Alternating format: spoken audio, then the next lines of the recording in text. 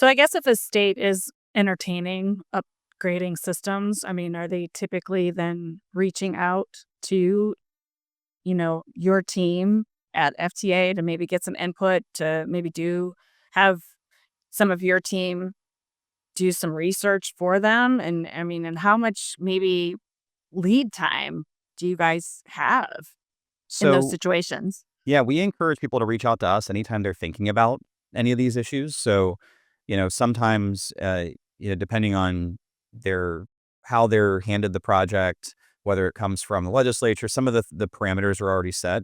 Generally speaking, our members reach out to us really early in the process. It may even be before they, put together their funding request from their state central IT or from their legislature. So they'll do things like engage with our National Technology Leaders Program, which is made up of agency CIOs, CISOs, platform directors. They're going to reach out to their peers that they connect with through our various platforms, and they're going to have one-on-one conversations, to find out, what were some of the constraints that you had, what were some of the requirements that you all foresaw, because everybody wants to see around the corners as best as possible. They want to know, are we thinking about, capacity in the right way? Are we thinking about environment in the right way?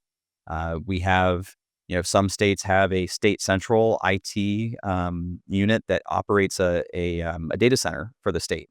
So sometimes it's, do we want to host our data in the data center, or do we want to work with a compliant cloud vendor to access, additional overhead and compute power?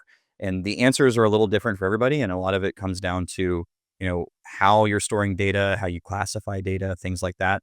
But also, what your budget is and what you're trying to do from a capital standpoint.